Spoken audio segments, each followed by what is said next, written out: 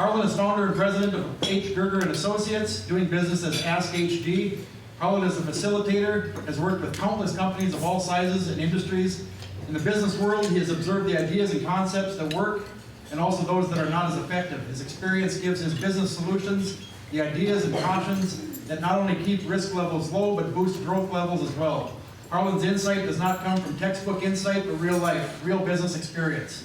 Harlan's authored 3 books on business and sales and has created countless training and development programs for business, including the CEO Solution Group, performance-based management program, and a new paradigm selling system. It was the desire to have a positive impact in the business community that drove him to develop the CEO Solutions Groups. By positively impacting the leadership capability and capacity of business owners and CEOs, the entire organization has been impacted for the better.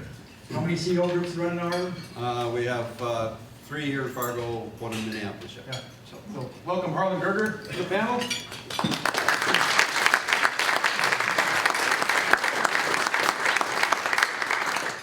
We have the best chiropractor in Fargo-Moorhead, Dr. Mason Orth. Dr. Orth started his chiropractic clinic right out of school in the year 2000. He's especially interested in people suffering with chronic pain and has led the way as a chiropractor in Fargo with new technologies to help treat chronic pain without drugs or surgery. Just recently rebranded as Chiro Health and Rehab, 32nd Avenue South. Tell us a little bit about the new practice. Not a new practice, just No, not a new practice, just more a continuation of what we started in 2000. Really, we're significantly different than chiropractic clinics. And most every patient that comes into our office tells us that. We focus on, of course, chiropractic treatment, but we also have cutting-edge technologies that are non-surgical, specifically geared towards the treatment of very chronic conditions like degenerative disc, herniated disc, chronic tendinopathies and things like that. So really our focus is on not just modulating pain, but moving people from pain to really a place of true health, and helping them make that journey as quickly as they can, and then maintain the endpoint. So that's what I want to do. Dr. Orth. Thank you.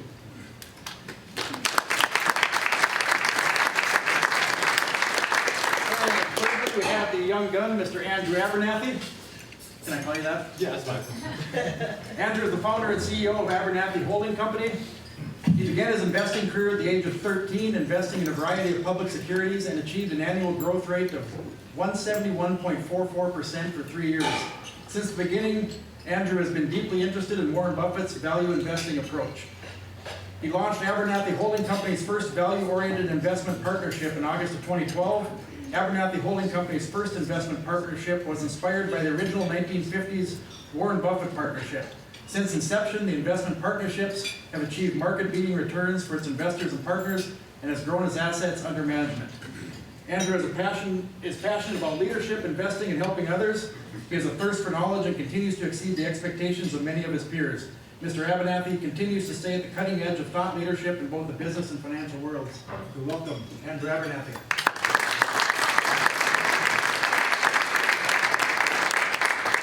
So right off the bat, we're just going to have these guys each give a little opening statement about why they're here, their perspective on compensation, and we'll give them a couple minutes to start that out. And by the way, these, I put a note on your folders this time, or on your handouts. These are intended to be a conversation, not a presentation, so at any time, just raise your hand, ask a question. I'd rather have nothing that they have planned on talking about being talked about. I'd rather have all of your guys' questions answered, and we just have a good negative conversation about compensation. So go ahead, Harlan. By the way, Andrew answers all the questions first.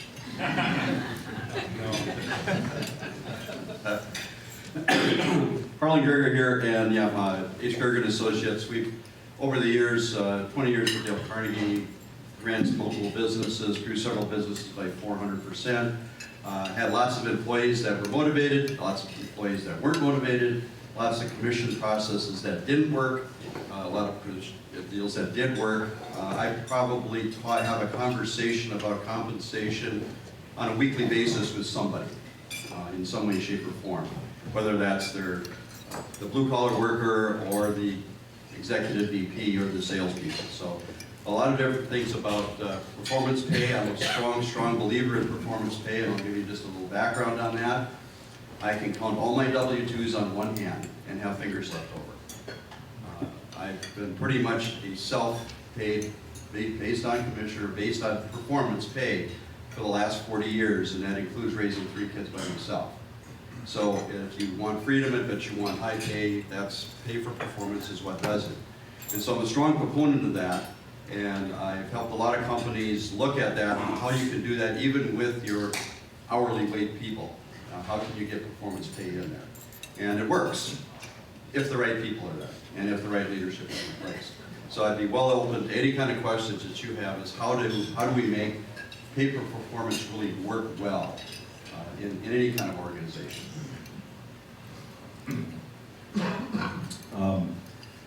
When Kurt asked me to be on this panel, I was kind of like, pretty sure I shouldn't be on that panel because I don't have this down at all. But I started my practice with just me, and we took the clinic. When I say we, I mean me and my team, obviously. We took the clinic to a level that less than 1% of chiropractic clinics statistically would reach, which is the $1 million mark. And then we grew that into multiple clinics reaching the same level. The challenge that we've faced is trying to figure out compensation strategies for people from the front desk receptionist all the way up to doctors and everything in between, therapists and you name it, and still try to retain some semblance of, because most everybody coming in has the employee mentality, the hour for wage mentality. And so and are still working on, of course, trying to make the culture driven more towards performance. And we have strategies in place that we use now to help drive that.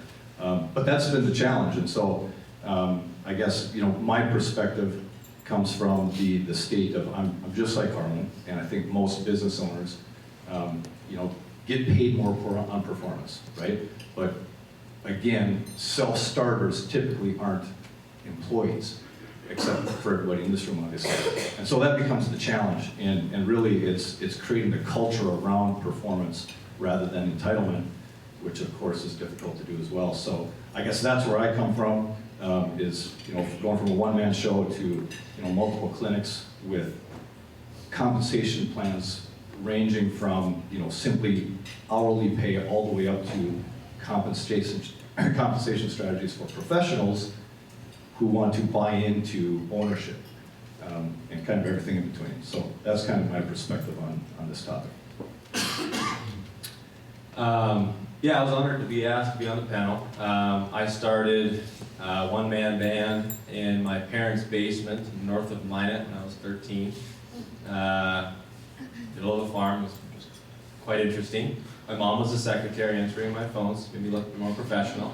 Now we've got about 150 employees to the organization now, 10, 11 years later. I usually only deal with compensating, working with the main CEOs or unit managers, every operation we have. So we're in property and casualty insurance underwriting in the 13 states on the coast, like Alabama, Georgia, Florida. We also sell municipal equipment, so like Fargo, the state of North Dakota, all your street sweepers, cones, anything to do with roads or anything comes from us. We have farming operations and then real estate. So really I got about 4 or 5 guys that I write up their compensation and incentives, and then from that point down it trickles to the other 146 roughly employees that they take care of incentives, but I try to lead with example. And I've heard a few compensation stories that I'd love to share through the program, and at my ripe young age of 24, I've heard quite a few. So that is why I'm here, and I'm honored to be here. I'm excited for this evening, or this morning, both. So before we go further, you reminded me and then I forgot because I'm old. Kelly Wentz wanted to make a quick announcement. I'll give you 60 seconds. Okay. Calm down, Cal.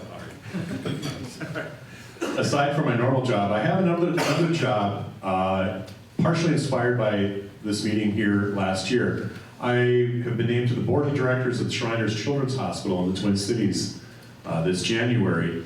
And I've discovered that a lot of people don't understand that we are out looking. We want patients, we want referrals. So we're looking for people to keep their eyes and ears open for us. So I've got some cards I just want to pass out to some tables just to keep on hand. So if you have somebody that at your place of employment that might have a kid, or you might know that somebody says, yeah, my niece or my nephew might have a need, we're looking for kids to help in this region. So I'm just going to throw some out to these tables here, get back to the program. Thanks, Kelly. That was pretty close to 60 seconds. Not bad. So where should we start, gentlemen?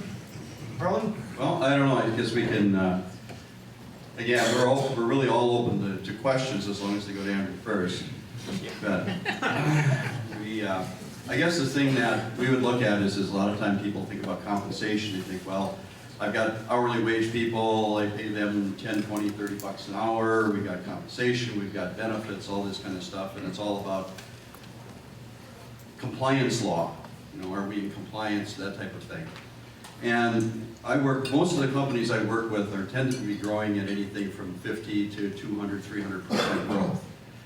Just had a couple of them here in the last 6 months. We had 6 of them that did major acquisitions and actually grew by 200, 300%. You know, so this is the kind of mentality that I tend to work with on a daily basis. So when you're compensating or thinking about how do you compensate that kind of growth and how do you deal with that kind of growth, compliance and some of the other stuff isn't going to do it. That's not the people that are there. These are high performance people. They want to get paid. They want to do it. They're not there necessarily for the pay, but take their check away, they will tell you, yes, that's not acceptable. But they want to be part of something that's moving and growing, and there's more to it than just the dollars. So how do you do that? And it's been very interesting. I think one of the first things when you're thinking about pay for performance is it isn't simple. How many of you are salespeople? Have ever had a sales job? Okay. How many of you are ever paid on top line revenue? In other words, you sold $1 million, you got 10%, there was your check, right? It didn't matter that it cost $1.5 million to provide that $1 million in sales. It's amazing how many times that's exactly what happens. Is we compensate simple, we think we're going to keep it simple, and then what happens is we end up with a very, very negative type of behavior. I'll just give you a real quick example of that. Started working with an industrial company, and we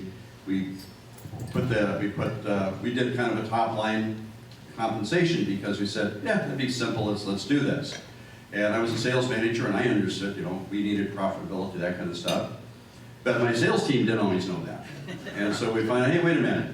These guys, we're coming in here barely at 10% margin, and our overhead costs are 9.5%. I mean, there's nothing there. And so we set some standards, we set a margin, and that certain sales could not be lower than 10, but we wanted 15. And all the sales came in at 10%. Okay, that ain't working. So then we decided we need to revamp this whole thing. We went to a net profit, or a gross and net profit formulation, which took some time, it took some effort, and to see what would happen. Interesting. The average in our whole industry across that was about 15%. My top guy was getting 35% margin on selling $100,000 pieces of equipment in a competitive bid market, because he was being paid on the margin and the profitability, not on the top line. Isn't that interesting? How that changes. So when you're thinking about compensation, think about what is the outcome that you're really trying to accomplish, and what's the best way to get there. Is probably one of the first things that I would say about that. So I'll let you guys go. Yeah, I'd agree with that. Setting up the top line incentive is not the best option. I've seen that not work plenty of times. You take a business like you said, for example, and you can go do $100 million in business, and it costs $105 million to produce it, so you're actually in the hole. not only, I agree mostly, actually I do most of what he said, which is you go off the bottom line. And I'm not talking going after, a few things, even, I'm talking true bottom line. Depreciation's a true expense. Taxes are actually a real expense. Depends on your employee. I'm talking more manager incentives, But another thing that I sometimes incentivize managers on is hard assets at work.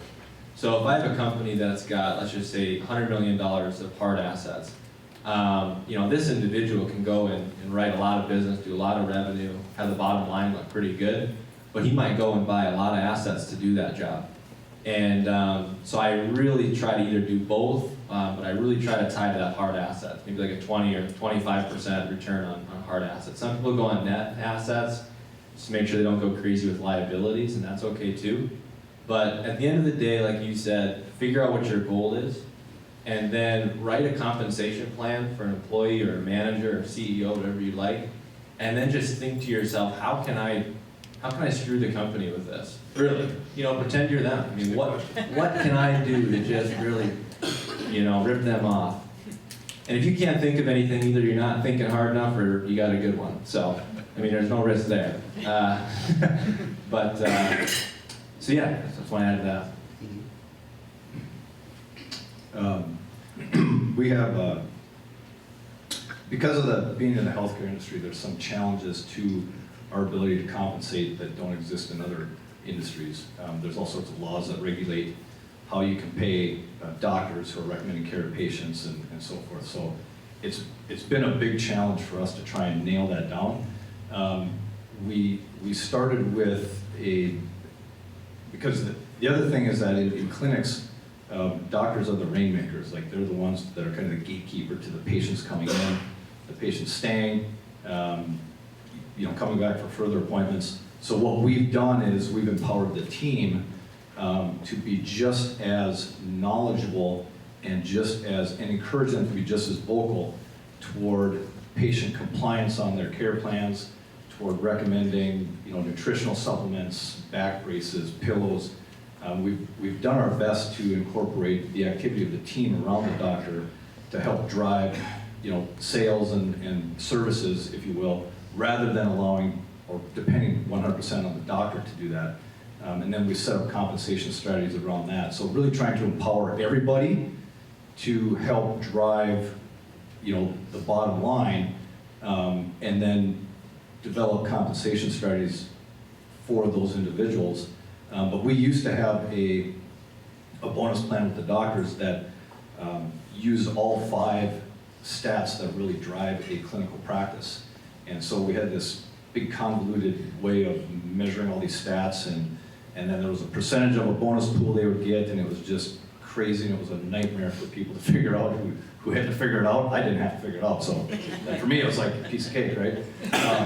But nobody really understood it. So now we've tried to simplify it down for the doctor specifically and say, this is your mark, go hit this mark. And then to work backwards to make sure that, okay, if they hit this mark, what is our bottom line and our profit? Because it might cost, more than hitting that. So it becomes a balancing act where you need to make sure that those people who are maybe driving the thing understand what they're driving for, but then they've got the support of people around them to help lift that up, if you understand what I'm saying. But at the same time, your profit margin is protected, because that profit margin is what I'm going to use to help supply bonuses for the rest of the team, if that makes sense.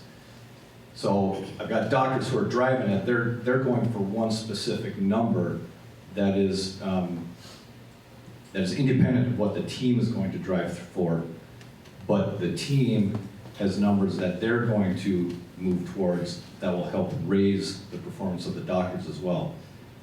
If I had a whiteboard, I could draw it out a little more for you, but it's really weird in healthcare. But the bottom line is I think, just like they said, is figure out specifically, the numbers that you want to reach, the numbers you want to go for. I have a profit margin that I want to drive towards, and then I'll work backwards from there. And if I need to cut staff, if I need to get more out of what we have and help push them a little more, then that's what we have to do. But certainly not sacrificing the bottom line to give somebody a top line bonus. So generally speaking, if you're running a performance pay strategy, what are the obvious metrics that you'd want to watch, and what are maybe some of the few lesser known metrics that you might want to keep track of as an owner? Sure. And again, I talk a lot about top line management, and I'm going to try to reference it as much as possible. I don't deal with any compensation other than the CEOs, so I'm hoping it's kind of relative. But one thing that some people sometimes miss is the hard assets at play. For example, a CEO of mine called me up and wanted a new headquarters, and I said, sounds good. I'll buy it and I'll rent it to you. Rent it to the C Corp, right? Because he's compensated on his corporation. So I fly in and I'm at the meeting with the builders, and he had everything drawn up, and he said, how does this number look? And I said, I'll write a check for anything. I'm just going to charge you 7% cap and triple net. And that's going to go to your expense column, which decreases your bottom line, which decreases your return on hard assets, and you might not get a bonus if you're wrong. That's all I said. And then I actually scratched those plans, took out the golden toilets, and I come back again, and he had a more realistic. Either way, I was fine. I said, I'm going to make a 7% cap, and then if I don't pay you a bonus, I mean, it's completely up to you. So, I mean, if you can simplify things as much as possible, have the calculation where it plays each other. Another calculation, again, I hope it's somewhat relative for you. He has complete control of how much or accelerated or not, he wants to depreciate our items. So if he goes and buys $200,000 in equipment and he accelerates the depreciation at 5 years, his bottom line is going to be hurt by that, right? It's going to be a big depreciation expense. And then in 5 years when he sells them, they're going to sell more than the hard assets worth on our balance sheet. So he gets a little bit of a tailwind, gets an unrealized gain, which would get him a bonus, obviously. So the nice thing is I know that if he's conservative and does it that way, he's going to get a big bonus later. But what most people do is they'll skimp on the depreciation expense so their bottom line looks a little more sexy. And then he's going to get a big bonus, and I write him the bonus because I know it's going to come in 5 years and he's going to have an underwriting loss and he's not going to get a bonus that year. So for me it's very, very simple. I mean, the calculations I make play for themselves. So I'm not telling anybody what to do, I'm just saying you give control of your own destiny. So if you have an employee, the best thing to do is figure out their destiny, what they have control of, and incentivize them off that. Because if you have it too intermingled with other employees, it's great to have team efforts and all that, don't get me wrong, but I've seen a lot of situations where turmoil rises because one guy over here, Joe, isn't doing his job, and Jill over here is not going to get a bonus because of it. Now you got a fight and not the best morale. So really trying to incentivize, and I'm a big low base, high incentive guy. The guys that aren't really driven don't like me much because they don't get paid much, but the guys that love to be driven, they're getting paid 4 or 5 times more than anybody else in their position. So that's kind of how I've done it. Worked well. It's a lot of turnover you got to expect. But when you find the right team, it buzzes. It rings like a little pretty bell, I always say. So it works out pretty well. That formula could be taken down to any level you wanted to. I mean, you're talking about separate S Corps or C Corps with CEOs, but that could be taken to a location manager, a GM, even a salesperson with a particular project. You can put a dollar amount on that project and let them run with it. Yep. One of the things that he just said kind of sparked something that I wanted to bring up.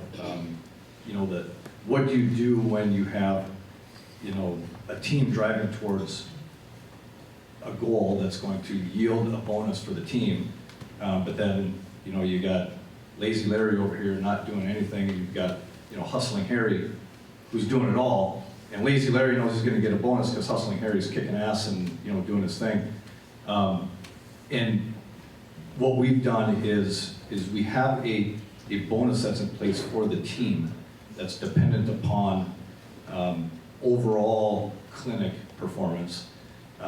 But then we've also set up a bonus structure, an individual bonus structure. This is outside of the doctors now, for each team member. And there's 4 or 5 individual activities that they can get bonused on. So if, you know, lazy Larry's doing his thing and not helping out the team, odds of him getting a team bonus go down because he's not holding up his end of the bargain. But hustling Harry over here can still, even though the team bonus may not come into play, he can go over here and hit these 4 or 5 points and create a substantial bonus for himself based on his individual activity. So we've been able to set up a way where everybody gets rewarded when the team as a whole wins, just like in sports, but I guess also in some sports, you also get rewarded for individual performance. And that's, we're hoping that will help improve some of what we're driving towards, but certainly like Andrew said, the culture and the right people is the key.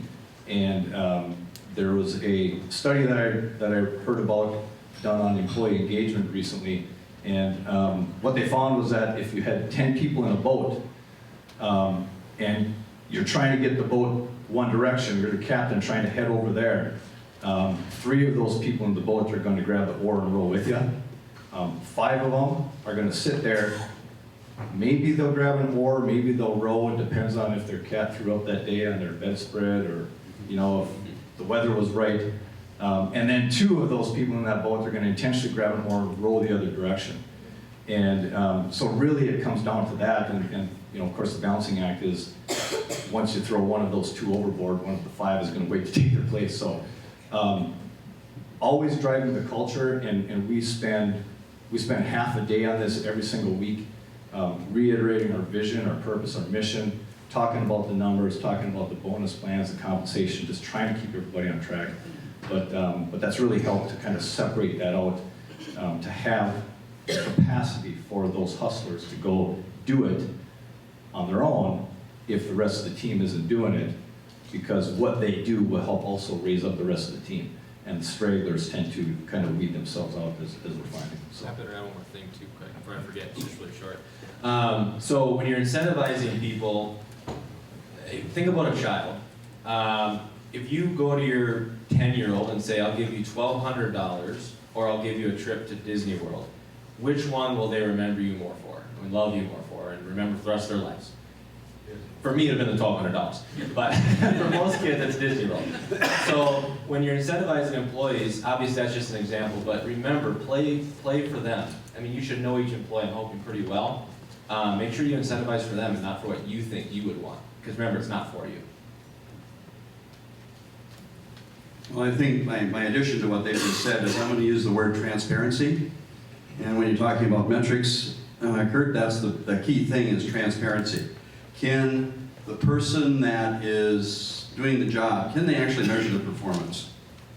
And how many of you agree that you've been in jobs or positions where you didn't know if you were getting measured or not? What was it like to work a place where you could not understand, am I doing the right job or not? Am I getting the right job done or not? Frustrating. And it does, because then somebody gets promoted or somebody gets a raise and you don't understand why, because you were the person that did all the work and they didn't. So why did they get the raise? So transparency is a big thing, and I like what Mason said, that they go over the numbers. How many of your people know what the numbers are? They don't have to know every number. They don't have to look at the P&L, but they should know something about what kind of an impact they have on the organization as they go forward with things. And there's an interesting thing. One of my clients here several years back, a contractor, was struggling with this idea of the Harry who really gets the job done and the Joe that doesn't do anything. And it's not fair. You get a bonus pool, but that's not fair. I want to reward those people who really perform. And how do we do that? And when it was a small company, about 20 people, they came up with an idea where they literally did 360 evaluations every quarter. It was on paper. And they just, if you worked with Joe, or you worked with Susan, or you worked with Jane, or Dick, you would evaluate them in 10 different areas, mainly based on core values, safety, these kinds of things that were important. And then that went into an algorithm and it came out with a score. And it worked pretty good. And they would do this on paper initially. Well, now there's a couple of hundred people in that company, and they do it with a device. Everybody has a device. And so every quarter, the note goes out, they get a notification. Here's the list of every single employee in this company. If you've worked with Joe this last quarter, evaluate him. If not, skip them.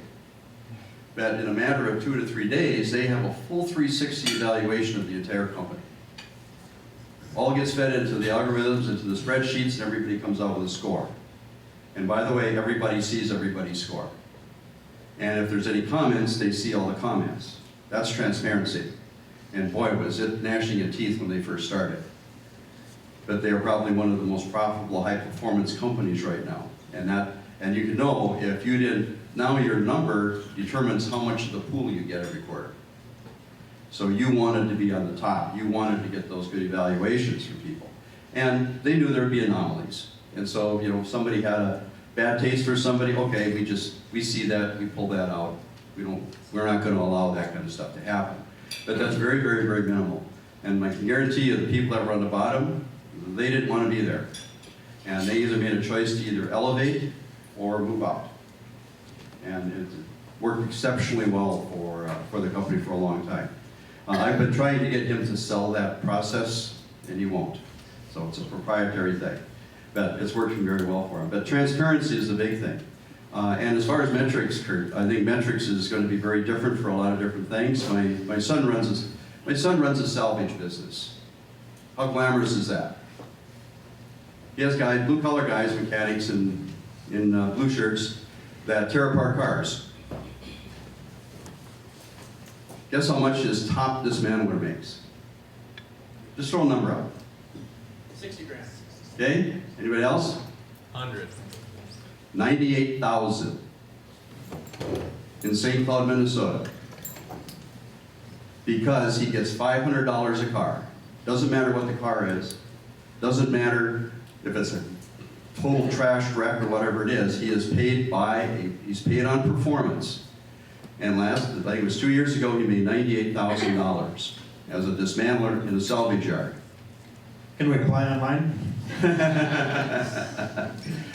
They've also been recognized as the best place to work for, I think, 6 years in a row. So, you know, the culture is there. But he's got a guy right next to him that only earns $35,000. Now, same opportunity, same thing, but the metric is there. They know what it is. If this guy wants to work, and by the way, this guy is a farm kid that was never trained as a mechanic, but he knows how to work. And so he's rewarded for it. So even when you're blue collar, if you've got the right environment and the right metric, and you've got a way to help people pay, and by the way, if these guys want tools, equipment, special stuff, they have worked their tails off to get them the most efficient stuff they can, because they know that if these guys are efficient making that kind of money, they're making money. So, you know, that pay for performance can work on a lot of different ways. Still remember when they first started, they've been going for 25 years now. But it was about 5 years in, it was just 5 of them, I think, in the whole place. And Pat comes to me and says, I want them all on commission. I want to run my entire company on commission. Now think about that. And I said, yep, it can be done, but you're going to have 300% turnover. And he had 300% turnover over the next couple of years. But since then, they've been literally unable to stop the growth. They actually tried to stop the growth and they couldn't. It just blew right through. But that's because the team and stuff that they're working with. But everybody in the company, including the secretary, to the packager, to the dismantler, to the parts placer, to the salesperson, is based on performance in some way, shape, or form or another. And all of them have like 2 or 3 metrics that they're measured on. So the 2 simple questions for business owners out of that segment is defining what you want to reward and then figuring out how you're going to pay for it. Is picking out those metrics, coming up with a philosophy, defining what you want to reward, figure out how you're going to compensate, pay for it from your total budget. Yeah. Is there any questions at all, or any time? I mean, Yeah, let's get some questions. yeah. I was interested in your Disneyland comment. Disney World, actually. Disney World. Yeah, go. My listening skills. How do you feel about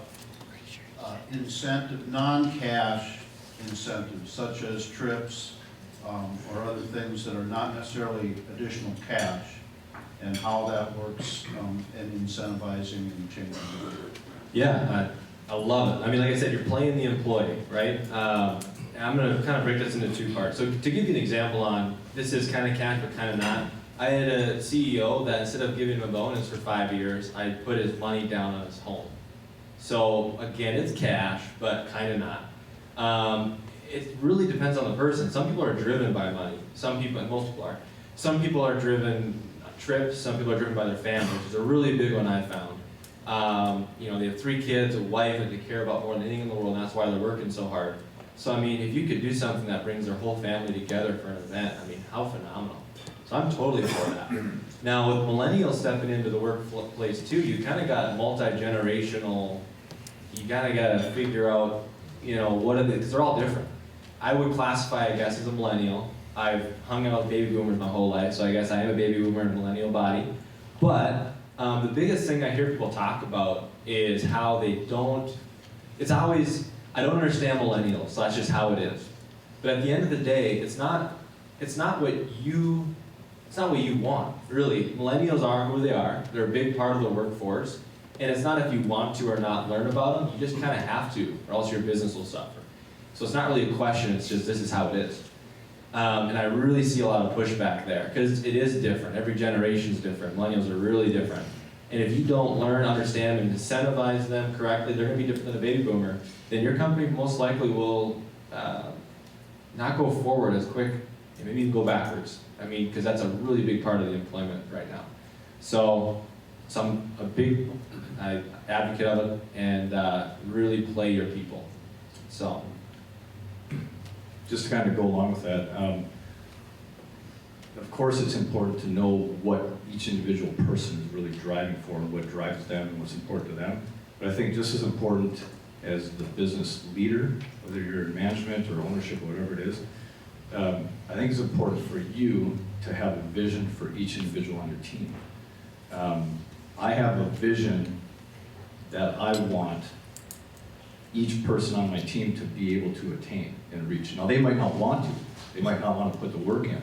But that doesn't diminish my vision of the people that I want on the team. And so just as an example, I have team members that have been with me a very long time. Jen has basically operated multiple clinics.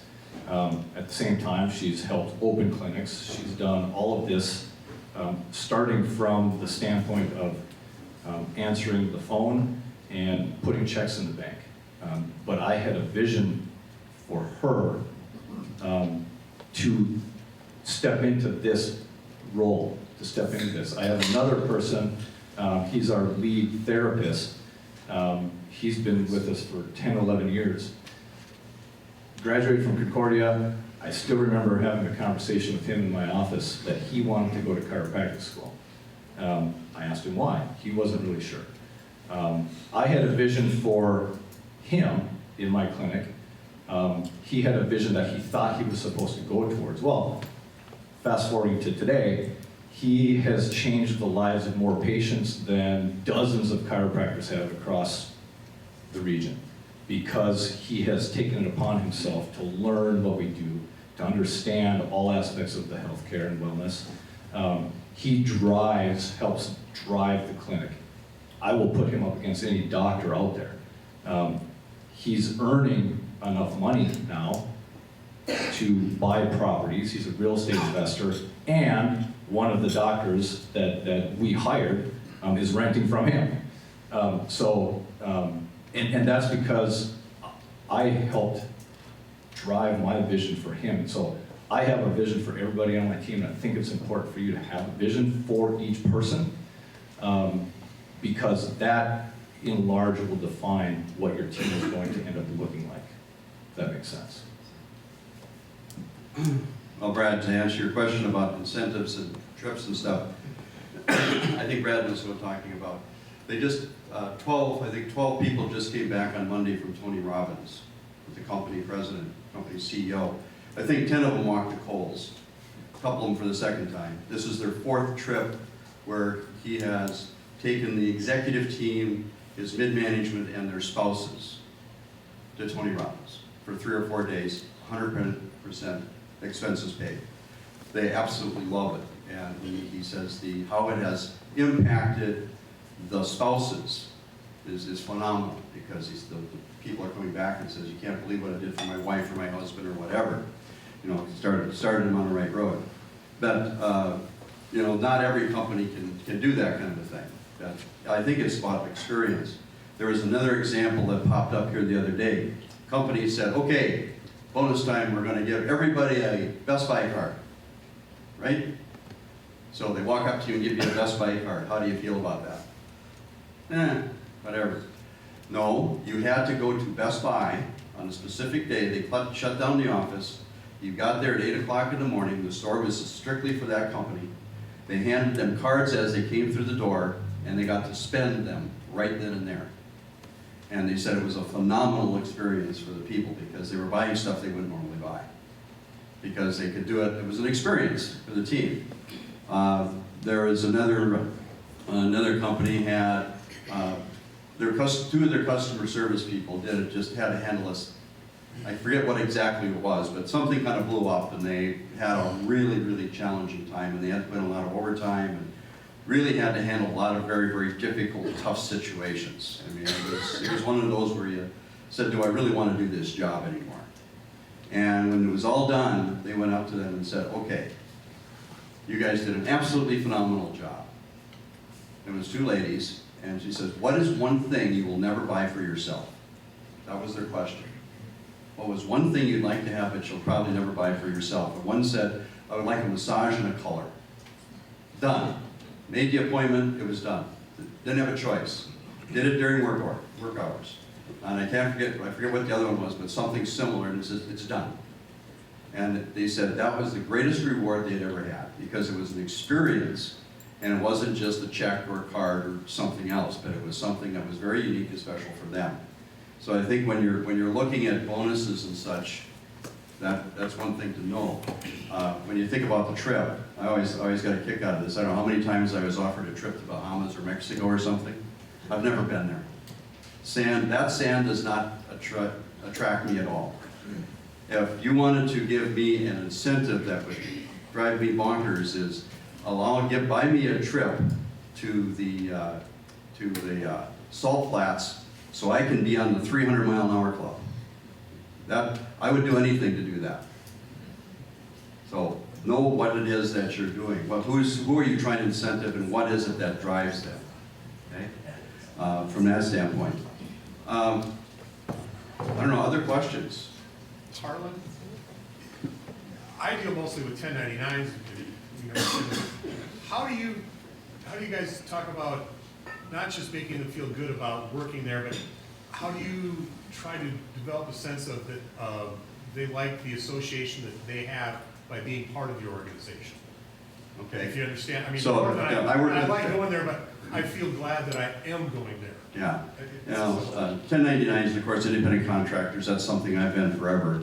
But there again, I think a lot of the same things apply, but you are working with somebody who's very independent already. They're very self-directed, so it's a matter of how do you, again, what attributes that? Frankly, one of the things that frustrated me for years as a 1099 as an independent contractor was I was a lone wolf. I didn't have an association, I didn't have any connection.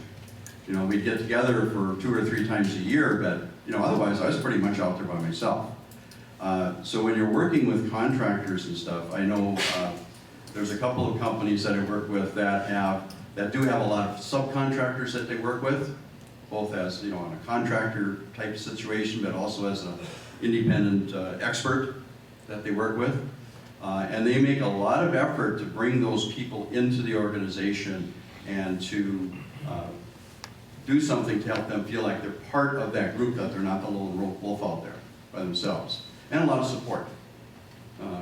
Again, you know, their incentive is that, you know, I'm a 1099, the more I produce, the better I get.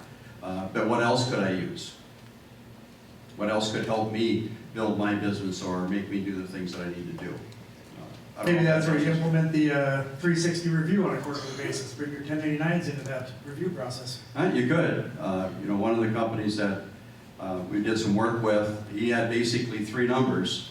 It was manufacturing, but he had 3 numbers, and he included the attorney and the CPA anybody else that he wrote a check to, that as far as he was concerned, they were part of the staff, even if they were independent. And all he did was broke it out, top line, what's our costs, what's our gross margin, and if the gross margin was at a certain point, anything above that went to bonus. If it was below, there was no bonus. And he posted that every week. And everybody knew it. And so whether the guy was the floor sweeper, the engineer, the mechanic, the outside salesperson, they knew what their bonus was. And they knew whether or not they were going to get any bonuses or what they needed to do. And they all had, every department had metrics, so every department knew whether or not they were the ones that were, holding it back or moving it forward.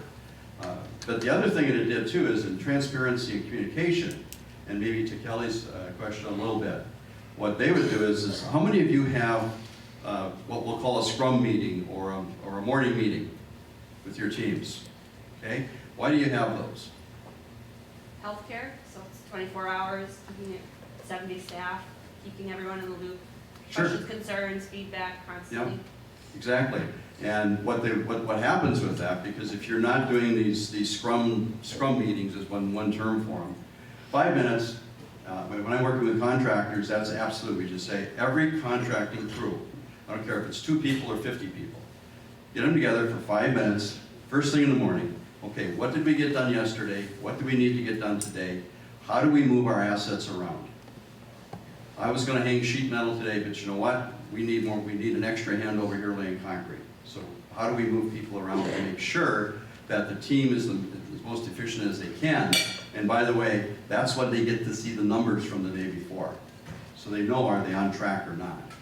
And so you have that engagement, you have that excitement, people are transparent, they know what's going on. This does take work from management, but if you really want high performance, high powered outcomes, that's what it takes. Todd?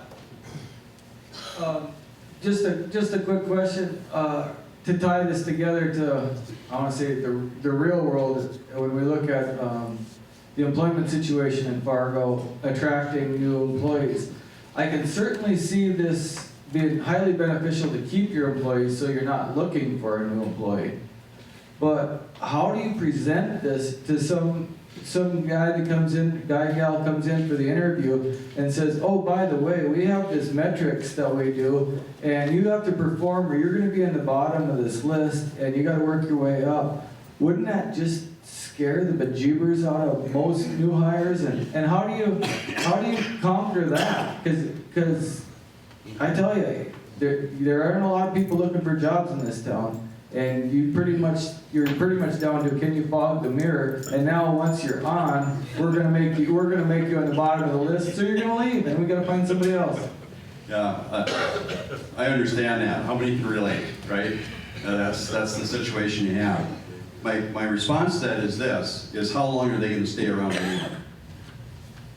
Are they going to be a long-term employee? And I understand. I have this conversation weekly. Do I put a warm body in? Or do I hold out for somebody who's actually functional with it? When you have people that can't get past the drug test, can't drive to work because they don't have a license because they got 6 DUIs and all kinds of other stuff, it's a real challenge. But what we find is that generally it's a great filter, because if they're the right kind of person, even if they've had problems, even if they've made bad choices, if they see the opportunity to move forward, they'll grab it and take it. But those that don't want that opportunity or aren't willing to make those changes, they'll walk away. So at least you're filtering out and getting those that at least have a possibility of becoming something else. I agree with you that, I don't know what the answer is to our work problem right now, where you can't even find McDonald's, can't even find anybody to flip a burger anymore. Now you're ordering your burgers through kiosks and such, and it is happening. I've talked to several guys who said, yep, flew into Seattle or flew into Vegas or flew into New Jersey and went to the McDonald's and didn't talk to a single person, got my burger, and it was perfect. So that's coming. Automaton trucks, the trucking industry, in 10 years, we may not have truck drivers, because that process is coming. And part of that is because we can't find truck drivers, right, Todd? You know, we can't find those. So the level of people that you're gonna have to keep attracting, my view is I actually want harder filters. I want tougher filters because I want to sort out those that maybe they don't have the capability right now, but do they have the heart? Do they have the right attitude? Do they have the right willingness? That, I'll take them every day. I'll create something for them. I'll teach them to do it because they'll become your A players. We're looking at hiring production manager / manager, and we've never hired one before. So we're looking for like a base. I mean, where do you start production manager? And I know we need to look for somebody who's experienced at that. And I know that there could be some bonuses, but you know, it's something that we haven't done. So any advice as far as a starting point on production manager? Do what? We can start with it. Okay. Yeah, that's the first thing that I would always suggest anytime that you're looking for any kind of a new position or you're hiring people. The thing that I think I see people missing all the time is they don't really understand or describe or even have clear in their own mind what the real outcomes are needed for that position. So as I look at a production manager, what outcomes am I really looking for this person to help me perform? Right away, now I know what skill sets, but I also now know what I can measure them by. And so when I'm talking to those candidates, I've got a much clearer understanding of how I can describe the outcomes and what this job really is. It's amazing. We just had one of my clients was looking for a production manager, and the guy that applied for it was internal, and they said, "My God, this is really strange," because the guy had zero capabilities and didn't understand outcomes, and you know would never do the job, but he thought he could. You know, so that's why it's very, very important that you're very, very clear. If you're very, very clear, then that person and you can have that discussion and say, you know, here's how we're going to compensate you. And if these kinds of things are accomplished, we can get you that to this level of income very quickly. You know, so, and again, the question you have to ask is, do you want somebody that's more of looking for a job and a paycheck, or are you looking for somebody who's more incentive driven and wants to grow and develop and help you grow and develop? And that's kind of a filter to get through that, if that helps. Just to add to that, and then I'll pass it over to the young gun here. The filter thing is something that we've started to really appreciate, especially if, now I don't hire production managers, but I have to hire doctors. And what we've learned through the process of necessity is, of course, to create more filters, because yes, there are doctors who want to just show up and collect a paycheck and not do a dang thing to help drive the mission or the vision or the purpose of the clinic. So to Harlan's point, getting crystal clear about what you want in a production manager. I have to get crystal clear about what I want and expect from a doctor. If I don't have that 100% clear in my head, I can't clarify it to him and bring clarity to him to give him the opportunity to decide whether it's something he wants or not. The other thing to do is to create barriers to entry into your position, because that should become a coveted position. We don't want to just hire somebody that can fog a mirror, right? Because then we have a humongous pain in the butt to deal with at some point. So what we've actually done, excuse me, is we've created barriers to entry. Yes, it slows things down initially because I don't have doctors that can come in and start treating patients, but in the long run, it saves me a ton of brain damage. And so our interview process right now is they have 4 or 5 hoops they have to jump through.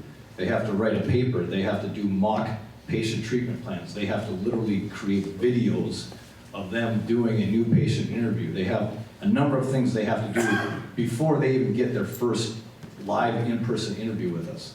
So if they don't have the chutzpah and the gumption to go do this stuff, I don't want them.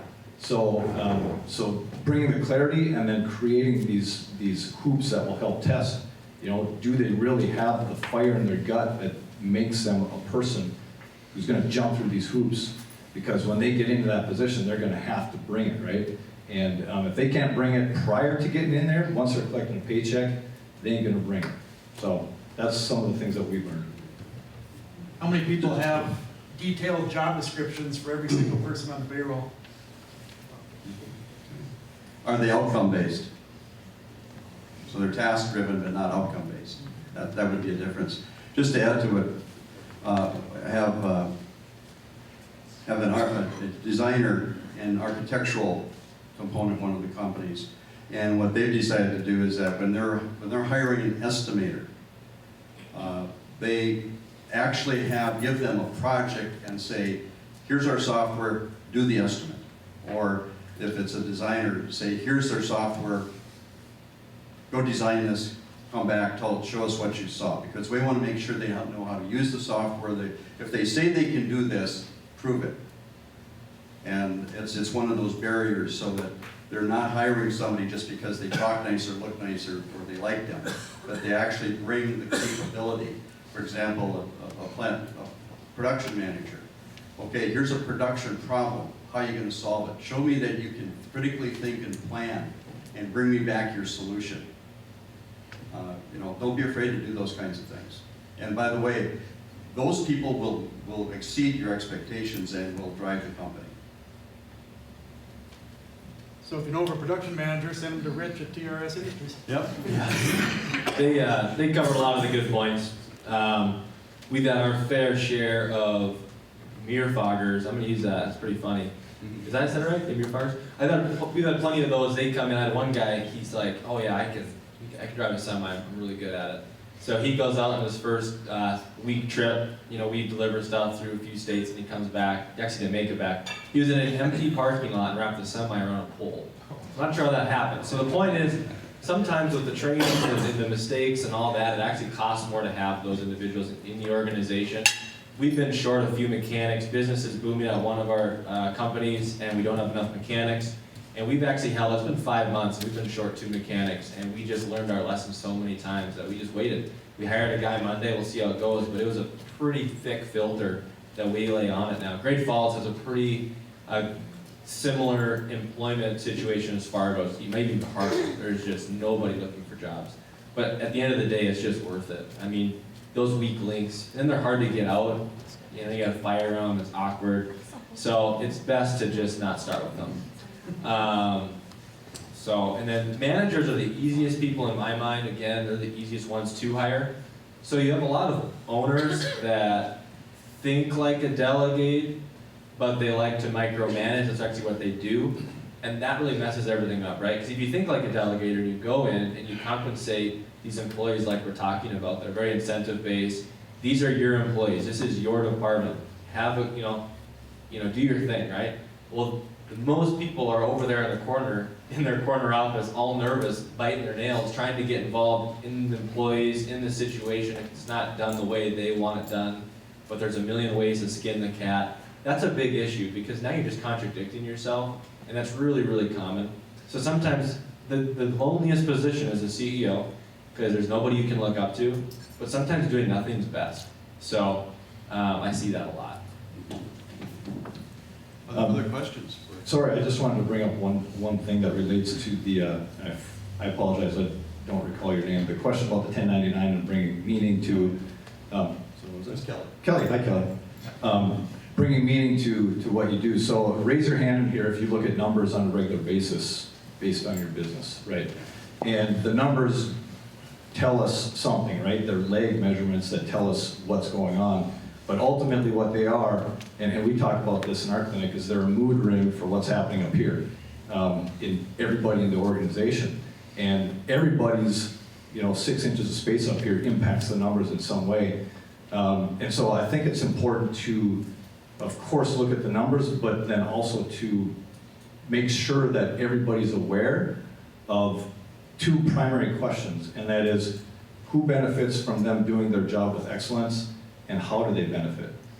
And so what we do every week is we have a segment during our weekly time where we talk about success stories from patients who have improved their life. Every week we bring in testimonials and we talk about it so that people can understand that it's not just numbers, it's people. The numbers are a reflection of what happens with people. And so we try to drive home to our team and our doctors that yes, we're treating people who come in here in pain, but those people have roles outside of there. And so we not only help alleviate pain, but we make better mothers, we make better employees, we make better bosses, we make better lovers, right? I mean, that's the impact that we have. And so helping people, whether they answer the phone, look, if you don't answer the phone well, this person isn't going to get the help they need. They may end up someplace else and on an operating table and have their life altered forever if you don't do your job well. So understand the impact really on lives of you doing your job and doing it with excellence. And so sometimes we get, I know I do, get lost in the numbers so much, and it's important just to bring it back around to that. Just quick too, I forgot to touch base in the 1099 discussion. We have a few in our organization, I don't have any connection really with them, but they're kind of like a CEO really, where they have enough money to either retire or do whatever they really want. So how do you compensate a 1099 that can be anywhere they want, or a CEO that doesn't even need to work or work anywhere, right? They just kind of gotta like you. I mean, you kind of gotta lead by example, right? There's a lot of ways to be a good person, a lot of ways to be liked. For me, if you want to find me, I'm driving around Fargo in a white t-shirt and a beat up Subaru. You know, it's just a way to relate to me. I'm not saying you have to do that, but just be likable, relate, and they look up to you really. So if you are this person, then monkey see, monkey do. So that's kind of the base of the 1099 discussion. I'm guessing it's probably the same for an employee as it is for my CEOs. Well, a thought came here, and maybe it addresses to a lot of this. I think it's a core thing. Do you view your employees as revenue generators or as an expense? And think about that.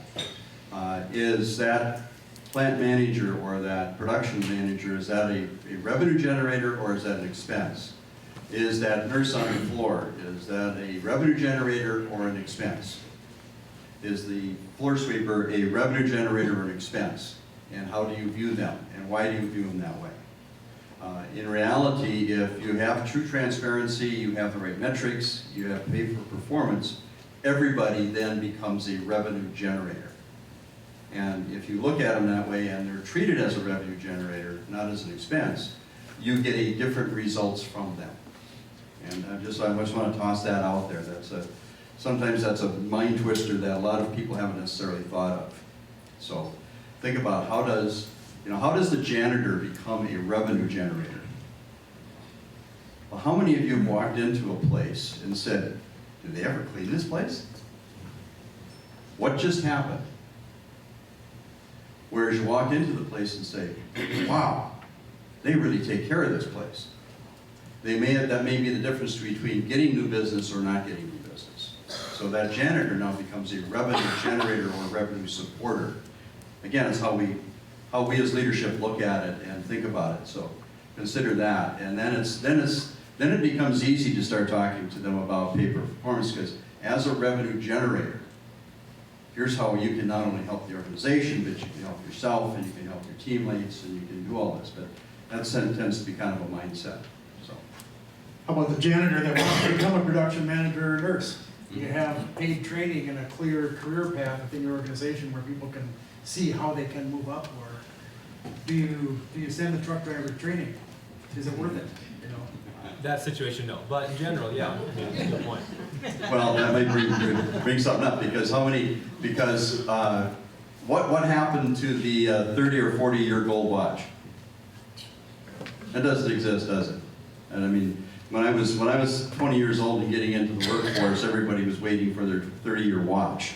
And sorry, I didn't even expect that Social Security would still be around, much less that gold watches and stuff.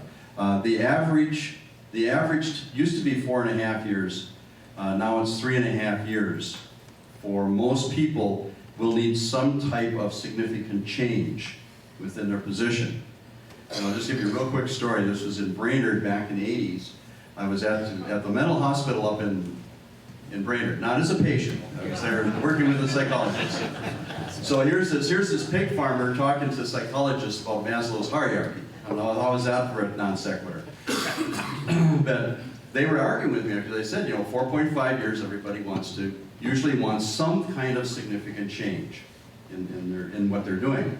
And they were arguing with me on, I've been here 30 years, I got the same position. And so I challenged them and I says, okay, every time you had a significant change in either your workload, the type of work you did, the projects you worked on, whatever it was. And so okay, let's do this. Guess what the average was? 4.5 years. 3.2. And these were PhDs that were, state employees. And their average change rate was about 3.2 years. When nationally, the average was about 4.5. So that was kind of an eye-opener for them. So one of the things when you come to training is that, are you going to have to train people? Are they coming to the door pre-trained? How many agree with that? What costs you more, training or turnover? Yeah. So part of that compensation, when you think about it, is how can we help you as the employee become even more valuable? Whether that's here or someplace else, but how can we, and is that part of your compensation package when you're talking to them? So when that plant, that production manager comes in, I've got an example here, a new client I brought on last year. We were doing an integration and doing a strategic plan, and one of the guys next to me was just shaking. He wanted to take the warehouse position. And he said, look, I want this position. I know I don't know anything about it. I know I don't have the skills, I don't have the knowledge. I know I've got to learn a hell of a lot to do this, but I will work my tail off and I will study and learn, just help me. I couldn't believe the smile on the CEO. He was just grinning ear to ear. He was so happy to hear that. Now, why would he be happy to hear that? Now, guess who his top performing executive is right now?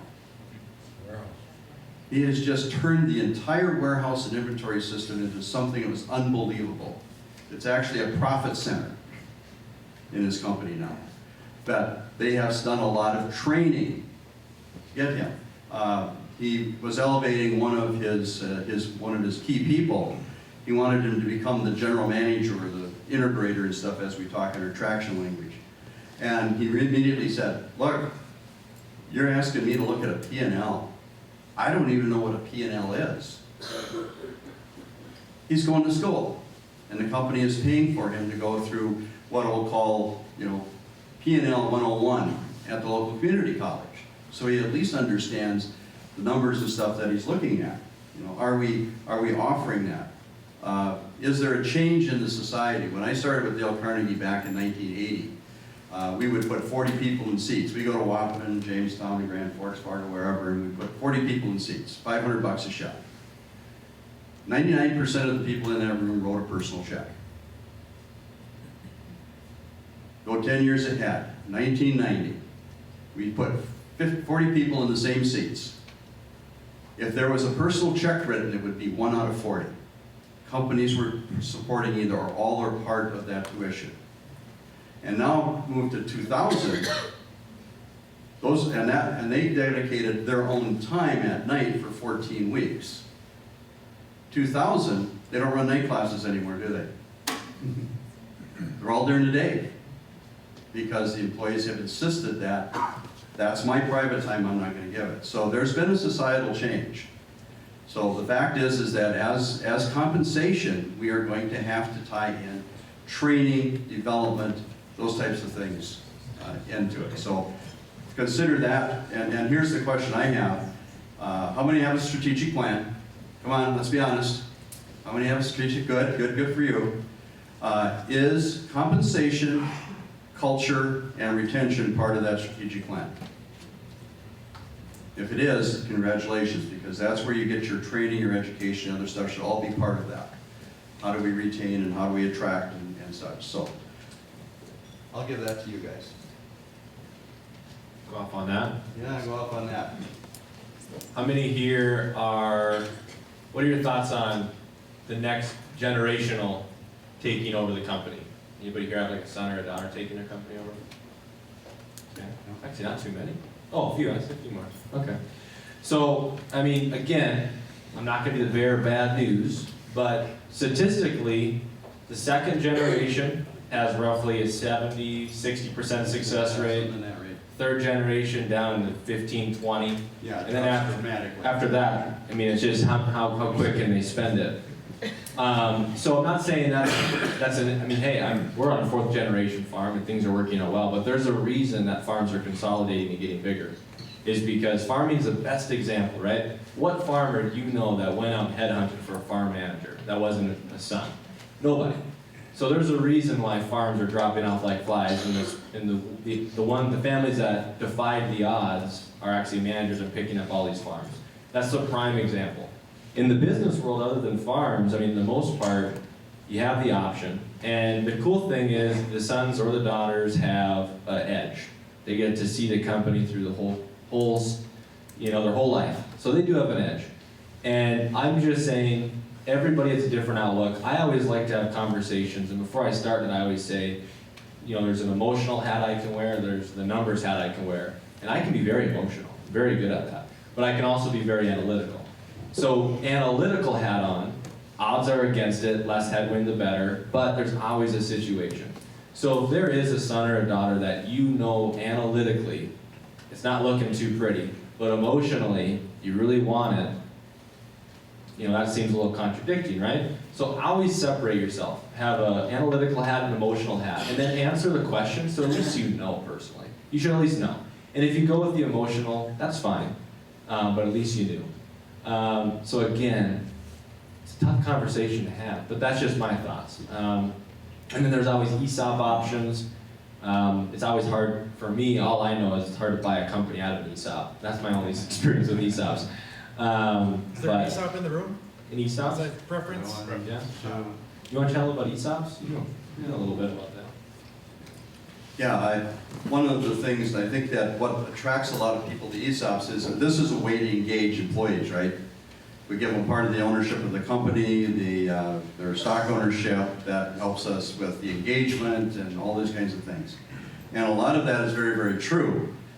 But people have to also realize and remember that an ESOP is really just a 401k, when you really boil it down. It's a retirement plan. It's under the ERISA rules, right, Kelly? Those types of things. Instead of investing all the funds in Wall Street, you're investing them in one company. And there's been some very, very successful ESOPs right here in Fargo. Some great stuff. They really work well. Key thing, they are highly profitable and they are highly well managed. And those are two keys that are very, very critical. I have seen ESOPs been used just to get the money out and run. And companies have been left high and dry and pretty much dried up. Great employees, thank you. Here, hope you enjoy the ride down. We just had a company that bought an ESOP, partial ESOP. It was not a profitable company that was bought. After 7 years, they got a house payment out of their ESOP. That was it. And it wasn't motivating them, and it wasn't inspiring them. It was kind of not doing anything. So those are some of the things about an ESOP, and there is a cost, there isn't. I'm not saying don't ever do that, but don't think that that's that's the pie in the sky, one fix all. It isn't. It's a tool like anything else.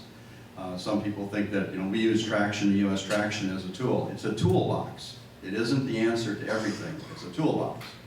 So how you use that tool is going to be critical for it. But ESOPs are a great tool if you wanted to have an incentive that works with it. I can't remember, I think it was, there was a bank that was sold here not too many years ago. I think it made a few millionaires. That was an ESOP. There was another ESOP, I think, that was sold not too long ago in Minneapolis that I've been aware of. Lots of millionaires came out of that. So, you know, it can happen, but they were very well-run and very profitable companies. And that's how the ESOPs really get bigger. And if it is, and if you don't, like I say, if you don't have the SOB, the son of the boss, coming up ahead, you know, an ESOP might be another way to help sell the company and get out of the company. But again, make sure that you've got good, strong management in place. And profitability. And profitability. Because otherwise, it's going to be a nightmare for the employees. They're not going to be your friends. So how about unique strategies? Everybody's got 401 health benefits for the most part. Anybody got just unique ideas that you either live under, have heard, that you just want to throw out? Compile a list. Anybody doing education reimbursement? SMS does? How do you- We just allow each employee up to a certain amount of education, continuing education that we agree to with them. each Okay. year. As far as like a student loan repayment program, anything like that? When I was with, when we used to sell the sales program with Dale Carnegie, we used to do an interesting thing. The companies, we'd go to the company and the company would say, well, yes, we want all of our salespeople to be involved. Salespeople don't have any money, they spend it faster than they get it, we all know that. So the company would say, okay, we pay for it up front. We'll do a payroll deduction for half of it, and the salesperson has to pay us back out of their commissions over the next several weeks. And of course, if the sales training actually worked, that wouldn't be a problem. But then another thing that we would do is because we had a lot of recognition and awards that people could do. If they were a performer and they did well, they could actually get recognition throughout these 12 weeks. And we put a dollar value to them, the company would. And so there were some salespeople that actually could make money. If they got enough awards and the right ones, they could actually not only get the program free, but they could make a few $100. Boy, that worked well. We had some real strong competitions going. So, you know, there's different ways of helping, but the ability to, I don't think there's any problem with asking people to pay for education up front and you pay for it after the fact. Or doing some kind of withdrawal of something. I know that our millennials seem to feel that it's all supposed to be given to them, but again, I might look at that as kind of a filter. How serious are you about really developing and what you're willing to do? But I think there's all kinds of training and different processes and things you can do to help develop the training, tie that in, help them pay for it, but have them also accountable for it too. How about deferred compensation? Oh, that's good. Anybody have questions on deferred compensation? Understand it? Use it? Yeah, I mean, I've done some deferred. I've turned to basically allowing my CEOs to buy into the holding companies. I guess it's kind of deferred. They get a part of the growth of all the organizations.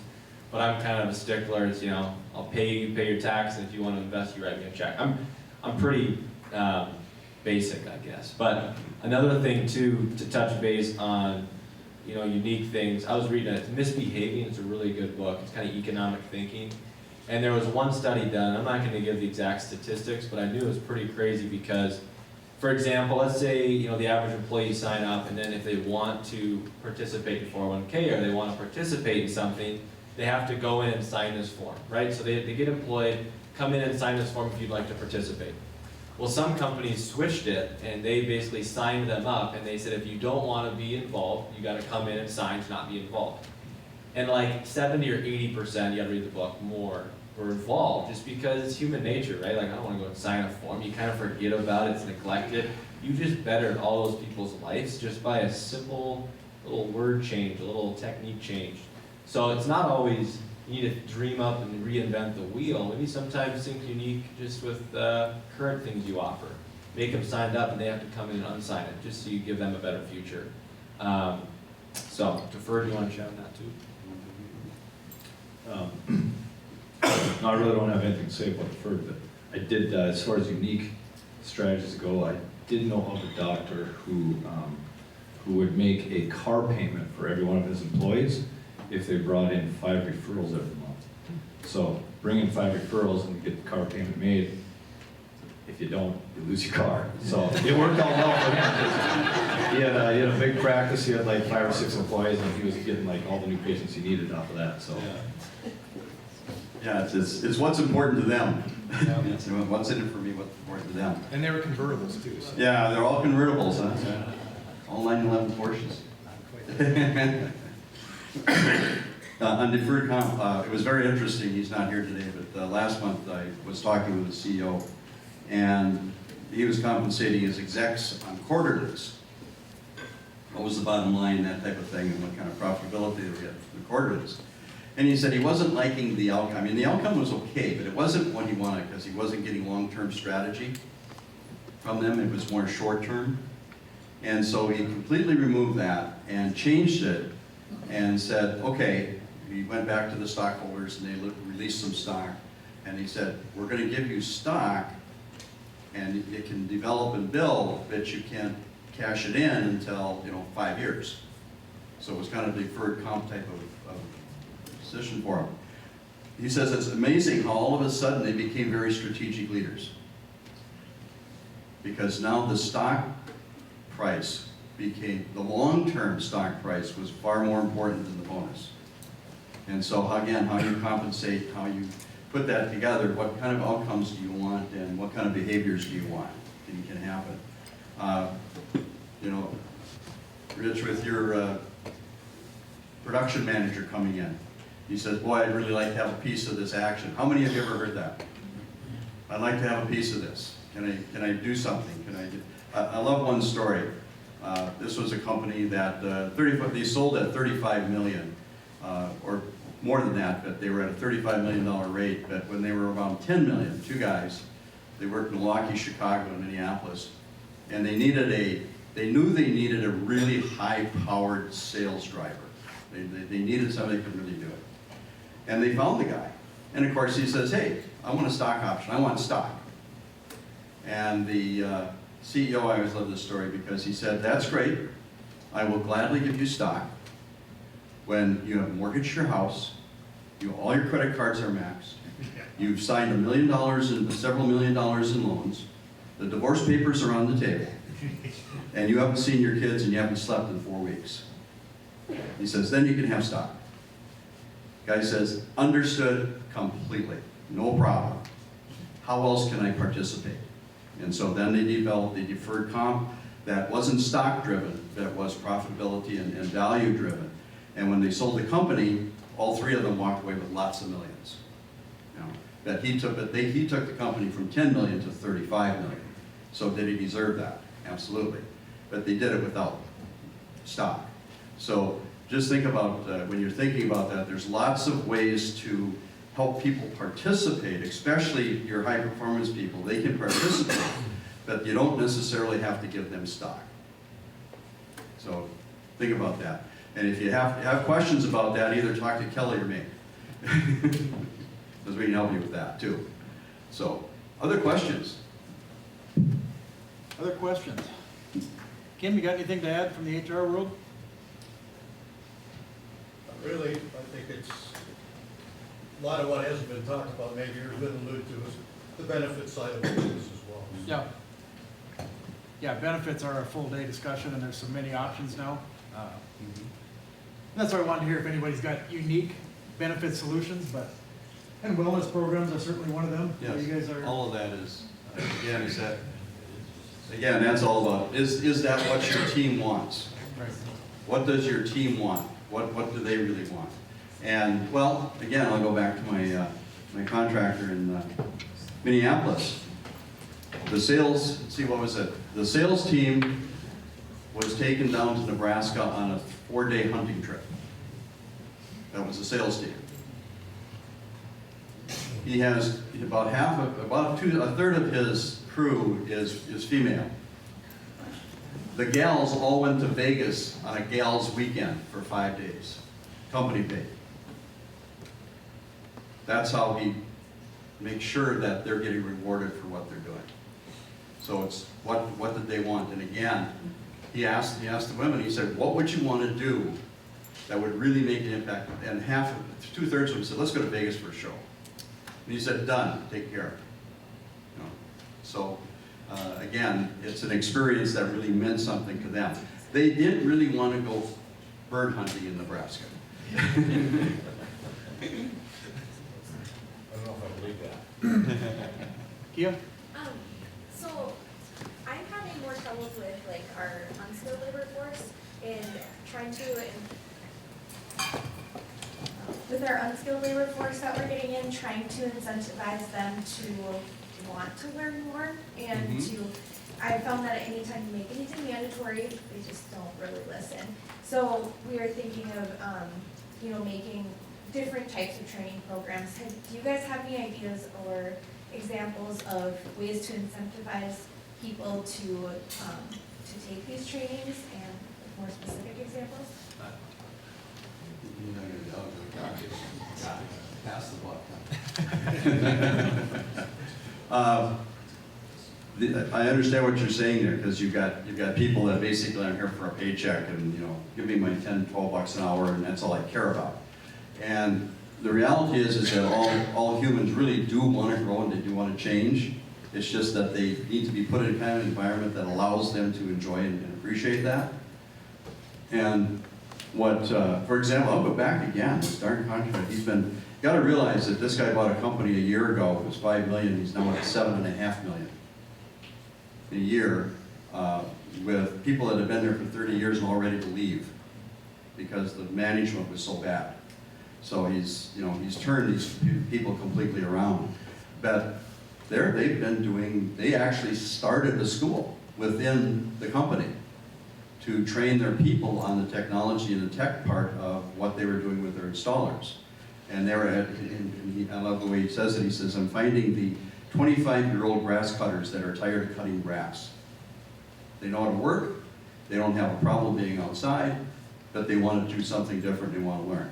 And he says it's amazing that how quickly they will learn once they see that there's an actual opportunity. And I think it's how do you place that training or that opportunity in there in a way that says, look, we're not forcing you to do anything, we're really trying to help you be successful. So if you want to be successful, here's the path we'll provide you and give you to get there. And I think it's how you place that and stuff. And yeah, sometimes you kind of have to push them or force them to get in there. But I see the power of the peer, because if you've got 10 people in that room, all kind of in the same category, if you will, and you got one that's, you got the boat, two of them are rowing backwards. The rest of the group all of a sudden starts saying, hey, wait a minute, guys, you're going overboard. Either row the right way or we're going to throw you over. And that peer pressure is really what turns a lot of those people around. Doesn't happen, we can't make people do anything, but we can influence them and we can put them in the right environment where they can now choose to start moving ahead. We've had some of this experience, not with trying to educate unskilled labor force, but with some of the work we've done in businesses, we have a workplace wellness program that we help businesses incorporate a true wellness program into their business, because everybody knows there should be wellness, nobody really knows what it means anymore. It's kind of like fibromyalgia, which is real, by the way, just nobody knows what the hell it is. So we've been up against that when trying to put wellness programs into work environments. And the RAND did a big study on this, and really it comes down to, just like Harlan said, is leadership, buying at the leadership level and showing the importance of doing this, because everybody wants a better life. Everybody wants better health, wealth, and relationships, right?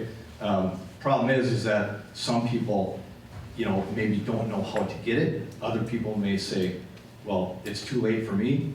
And really it just comes down to having it in front of them, because life is a moving parade, right? And you never know when they're going to want to take some of that. So keeping it in front of them, but always, always, always at the leadership level, reinforcing the importance of growth and education. And yes, it's here if you want it. We're not going to force it on you, but if you want it, it's here. We're going to support you 100% in your endeavor to become a better person. A quote I like that I want you to all maybe remember is, what's the difference between an orchestra and a conductor? An orchestra player plays an instrument and the conductor plays the orchestra. And a lot of conductors, which most of you are always trying to play all these instruments and you're your own headwind. So just make sure you play the orchestra. I love that quote, so I'm sure that's the last time I'll talk, so. Here's one thing to take note of before you go. There's a website called payscale.com. Excuse me, payscale.com. They have the 2018 Compensation Best Practices Report, which is a 36-page report of, I don't know how many hundreds of companies they did. About 80% were in the US, but there's 20% internationally. It's just a nice breakdown of what's going on in the world, how people are paying people, what employees think, what managers think. Yeah, I think it's 1:30. I think we better shut her down here, right? Yeah, if anybody has to leave, just get up and leave, that's no problem. This is a casual affair, but first off, we want to thank these guys. Give them a big round of applause.